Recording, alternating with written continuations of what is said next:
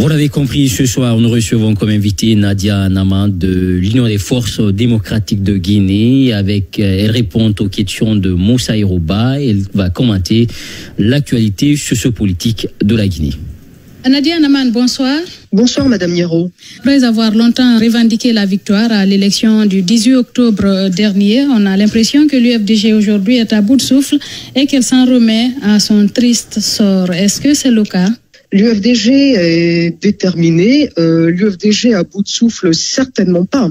Je dois quand même vous rappeler que l'UFDG a à sa tête un homme, M. Cellou Dalein Diallo, qui a été élu dès le premier tour par 53,84% de Guinéens.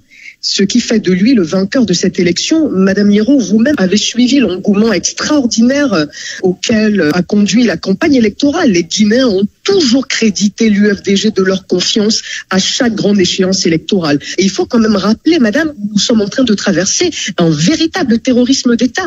Parce qu'en ce moment, on assiste à des violences qui sont déclenchées par un pouvoir, des violences, qui ont quand même conduit à une cinquantaine de morts. Une cinquantaine de morts qui n'a eu droit ni à la compassion ni à la justice.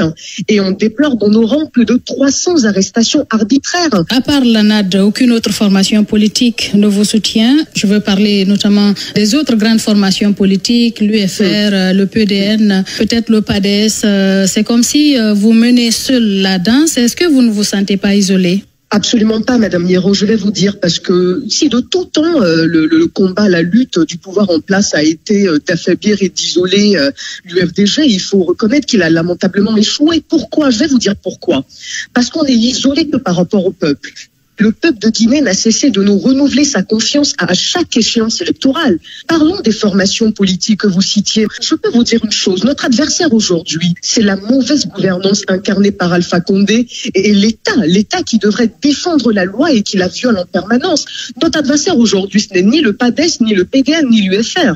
Notre adversaire aujourd'hui, c'est cet État-là. Nous nous battons contre le dégapissement des populations. Regardez ce qui s'est passé à Concasseur.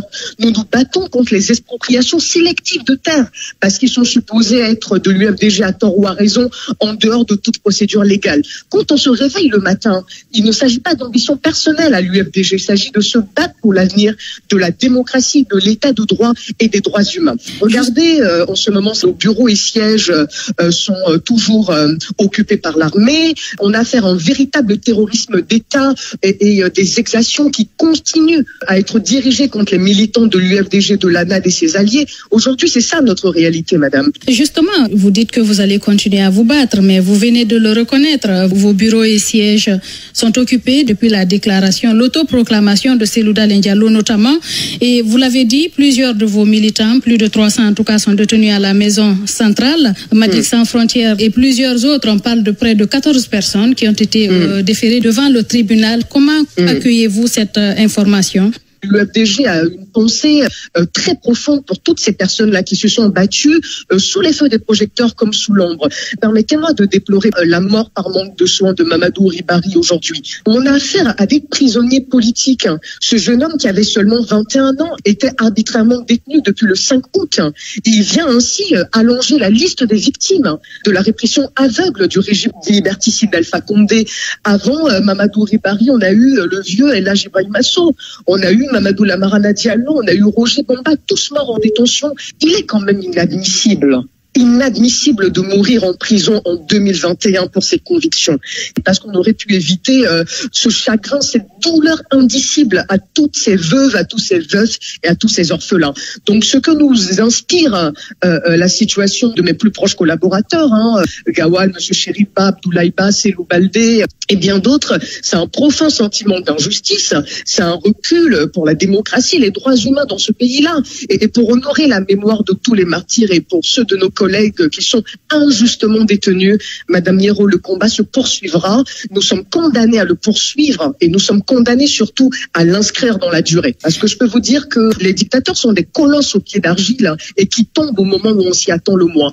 Vous allez le poursuivre, mais privé des meilleurs de vos éléments. Gawal, c'est pas n'importe qui. Vous avez perdu Roger Bamba aujourd'hui. On a l'impression que l'UFDG aujourd'hui n'a que ses yeux pour pleurer. Vous n'avez en fait aucune force, aucun moyen de pression face au régime en place. Est-ce que vous espérez qu'après les procès, certains de vos militants obtiendront une liberté provisoire, peut-être ou bien une liberté définitive? Il faut savoir que nous sommes dans un régime où l'exécutif a droit de vie ou de mort, et il a démontré, pour quelqu'un qui a incarné quand même 4 décennies de lutte, de combat pour la démocratie, le fait d'avoir des prisonniers politiques et de les laisser croupir dans les geôles, de les laisser mourir, c'est une honte pour ce pays, et ça nous renvoie aux chapitres les plus sombres du pays. Après, à un moment donné, lorsqu'on a toujours fait usage de moyens légaux et républicains et qu'on est en face à un État qui installe un véritable terrorisme d'État, il va sans dire qu'il faut effectivement s'adapter, et l'UFDG est en phase d'adaptation. Quand on a encore la force du peuple de son côté, je peux vous dire que la force des armes n'est que temporaire. Si les manifestations étaient autorisées, si ce n'était pas du gaz lacrymogène, des camions à eau chaude et des balles réelles qui accueillaient les populations, je peux vous dire que ça aurait été la fin de ce pouvoir il y a bien longtemps.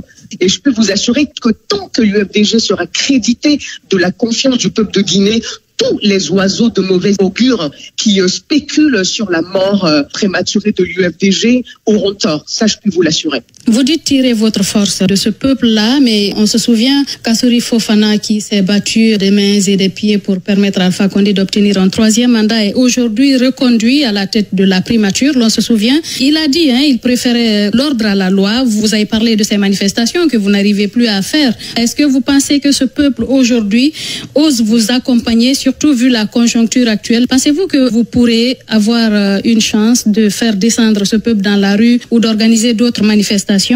Madame, vous savez, je vais vous dire une chose, ça c'est important de le rappeler, puisque monsieur semble préférer l'ordre à la loi. Manifester est un droit constitutionnel.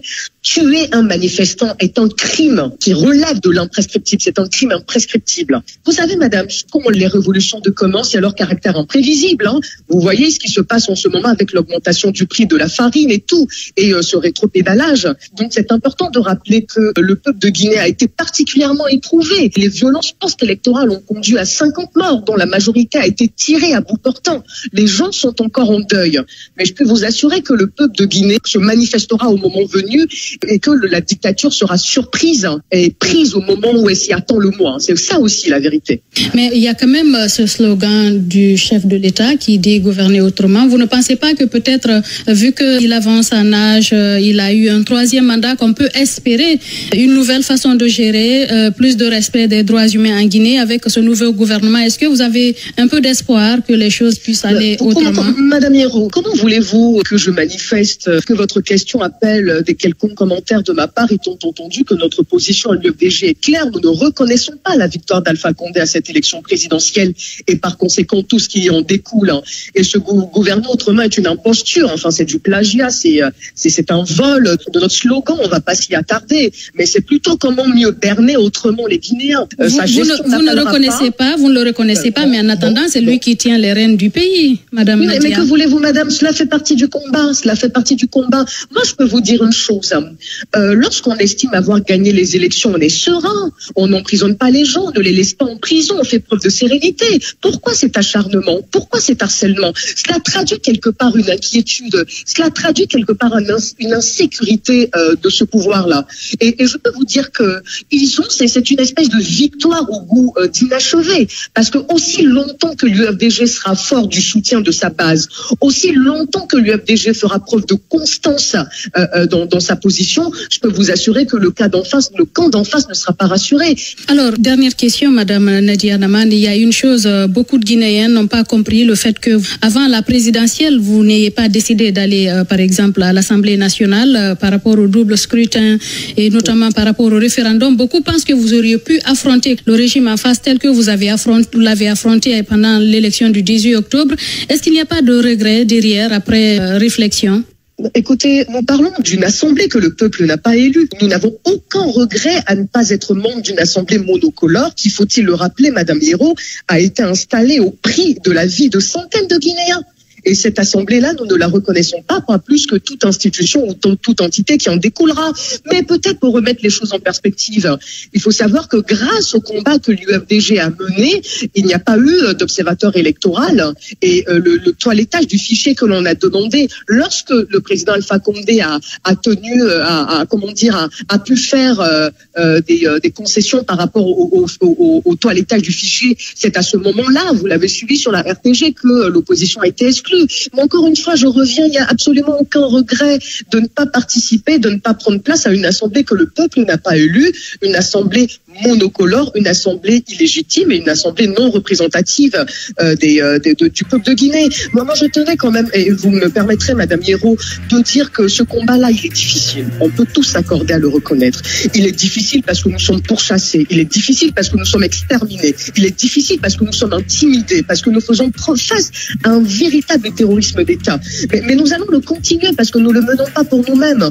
Nous le menons pour l'instauration d'une véritable démocratie dans ce pays. Nous le menons contre la mauvaise gouvernance. Nous le menons contre la corruption. Et je vais vous dire ce qui nous permet de nous lever tout le matin. C'est la justesse du combat. C'est la noblesse du combat. C'est le fait que ce combat corresponde aux aspirations profondes du peuple de Guinée. Et on ne peut pas avoir mené un combat aussi difficile et ne pas triompher.